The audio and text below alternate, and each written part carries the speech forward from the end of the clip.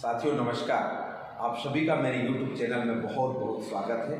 आज मैं आपको बताने जा रहा हूँ टीकाकरण की प्रतिकूल प्रतिक्रिया के बारे में।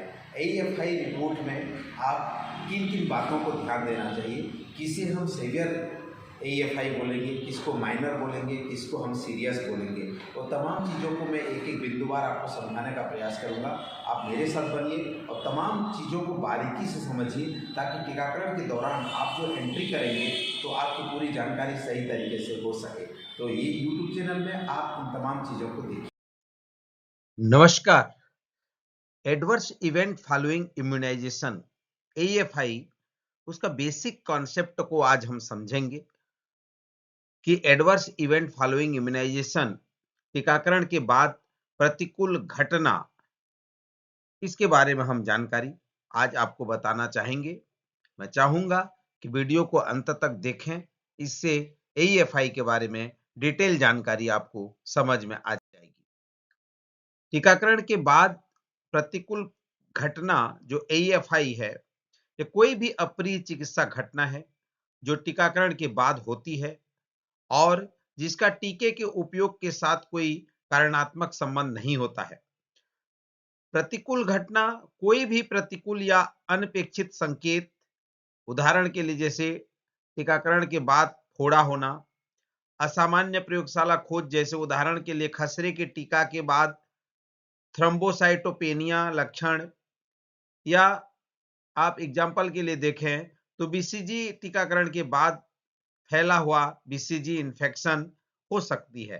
तो ये मुख्य रूप से AFI के रूप में हम इसे निरूपित करते हैं, चाहे वो माइनर हो, चाहे सीवियर हो, या फिर चाहे मेजर हो।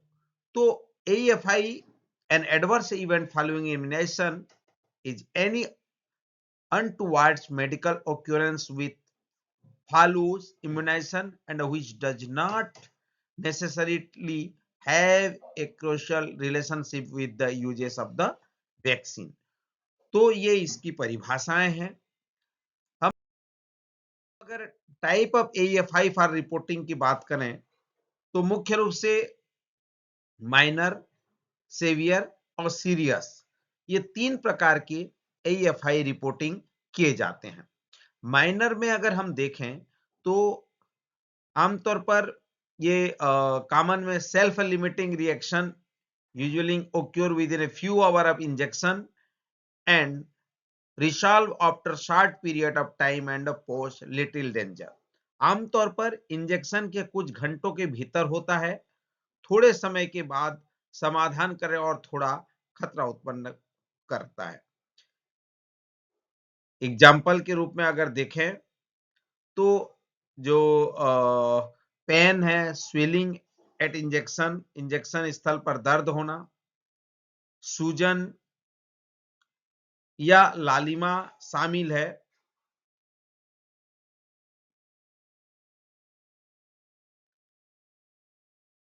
सेवियर केस में अगर देखेंगे तो can be disabling and rarely life threatening,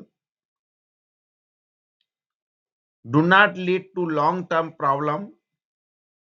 example के तौर पर देखें तो severe reaction including non hospitalized cases of anaphylaxis that has recovered high fever.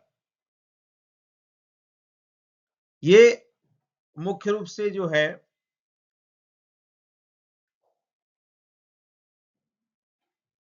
जो सेवियर केस है। माइनर तो आपको समझ में आ गया कि पेन होता है, इंजेक्शन साइट में फीवर होता है, और जो इरिटेबिलिटी है, मेलाइज है, ये सभी चीजें जो है इसमें शामिल होते हैं। और सेवियर केस में अगर आप देखेंगे तो इसमें एक हाई फीवर होगा, एनाफिलैक्सिस उपयोग करके ये रिकवर हो किया जा सकता है। ठीक है।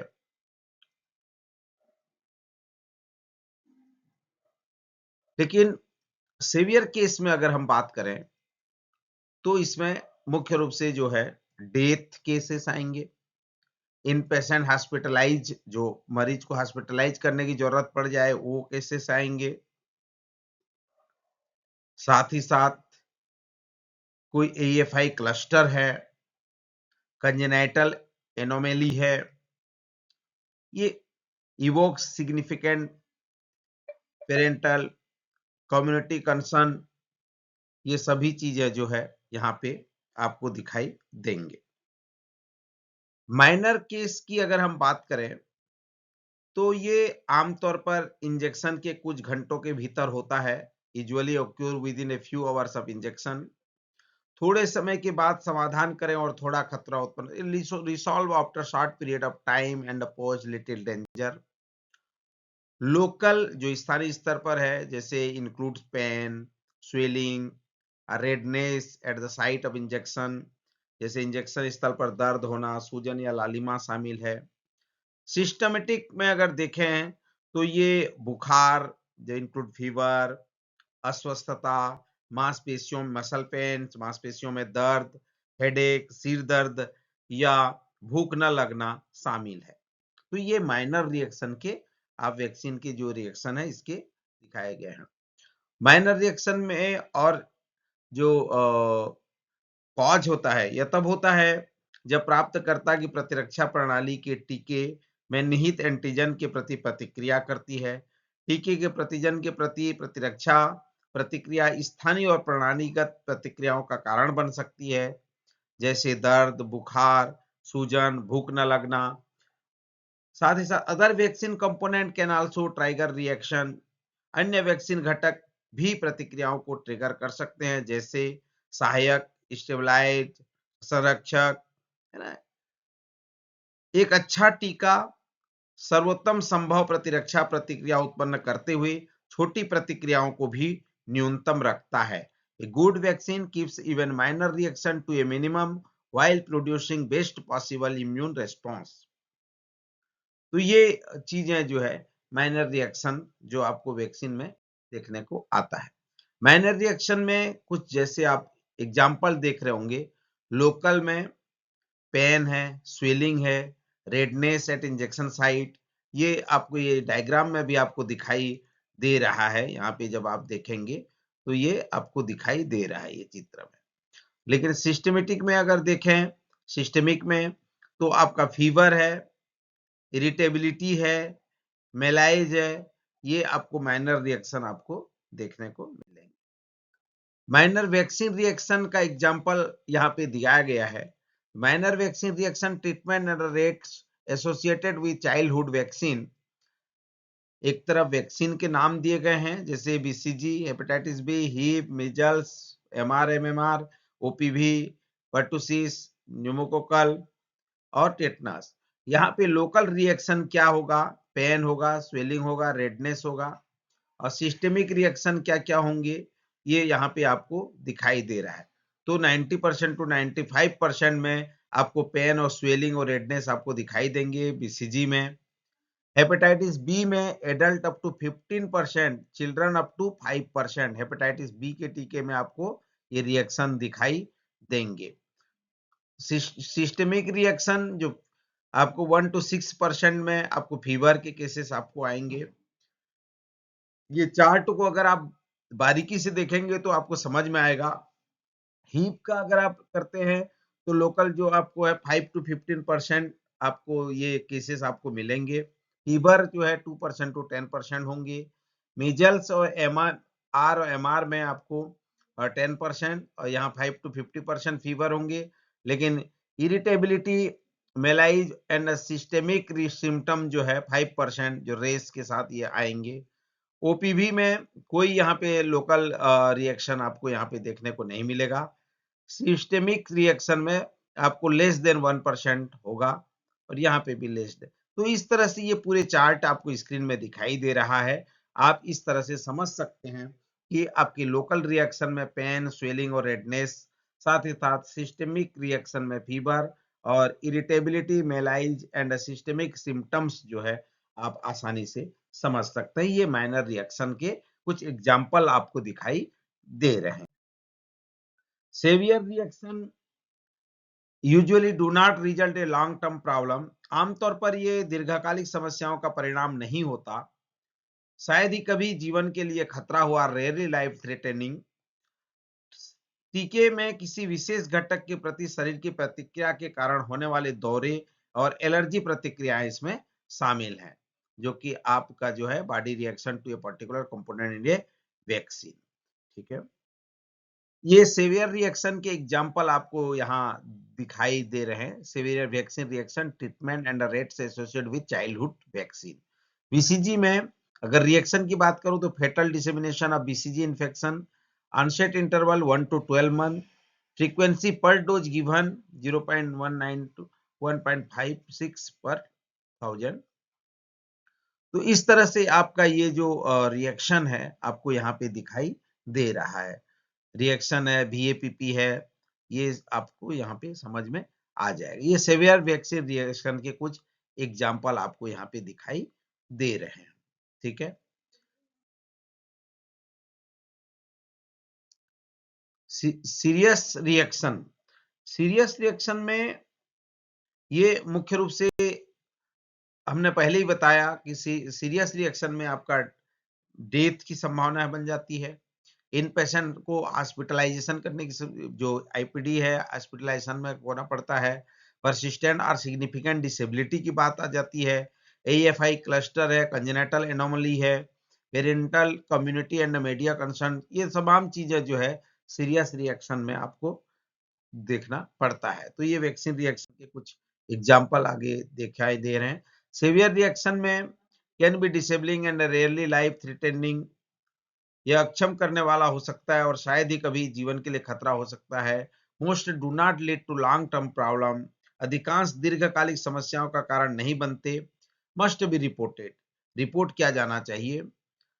ये सेवियर रिएक्शन में आपको रिपोर्ट करना ही है। सीरियस रिएक्शन में रिजल्ट इन डेथ, डेथ भी हो सकता है। रिक्वायर इम्पेशेंट हॉस्पिटलाइजेशन, मरीज को हॉस्पिटलाइज करने की आवश्यकता रिक्वायर पड़ सकती है। साथ ही साथ डिसेबिलिटी भी एक रिजल्ट के रूप में देखने को मिलता है। कंजेनिटल एनोमली, बर्थ डिफेक्ट, ये तमाम चीजें जो है आपको सीरियस रिएक्शन में देखा जा सकता है। तो ये मुख्य रूप से 3 प्रकार के हमने अभी बात किया है। पहला है माइनर, दूसरा सेवियर और तीसरा है सीरियस। तो ये तीनों प्रकार के जो आपके एएफआई रिपोर्ट है उसमें WHO जो है cause specific definition of AEFI को किस तरह से डिफाइन किया है उसको थोड़ा सा देखते हैं। पहला, vaccine product related reaction, an AEFI that is caused or precipitated by a vaccine due to one or more of the inherent properties of the vaccine product. दूसरा, vaccine quality defect related reaction, जो vaccine की quality है उसमें किसी प्रकार का defect है तो। पहला तो है वैक्सीन प्रोडक्ट रिलेटेड कोई डिफेक्ट है तो, दूसरा वैक्सीन के क्वालिटी से रिलेटेड है, तीसरा इम्यूनाइजेशन एरर, जो इम्यूनाइज गलती से टीकाकरण में लगाते समय कोई एरर है तो उसके कारण हो, और चौथा इम्यूनाइजेशन एंजाइटी रिलेटेड रिएक्शन हो, जैसे टीकाकरण के लिए एंजाइटी जैसे हो जाता हो, और चौथा है कोइंसिडेंशियल इवेंट है, कोई किसी प्रकार का कोइंसिडेंशियल इवेंट होता है तो उसके कारण होता है। तो vaccine quality defect related reaction, an AEFI that is caused or participated by a vaccine that is due to one or more quality defect of the vaccine product, including its administration device as provided by the manufacturer। ठीक है, जो निर्माता company द्वारा जो है vaccine की quality में किसी प्रकार की खराबी या किसी प्रकार का वो किया है तो उस तरह से भी हो सकता है। Immunization error, an AFI that is caused by inappropriate vaccine handling, prescribing और एडमिनिस्ट्रेशन। ठीक है, और चौथा है immunization anxiety, an AEFI arising from anxiety about the immunization, और पांचवा है coincidental event, an AEFI that is caused by something other than the vaccine product, immunization error or immunization anxiety। अब example देखते हैं। पहला है vaccine product related reaction, example है intensive limb swelling following DTP vaccine.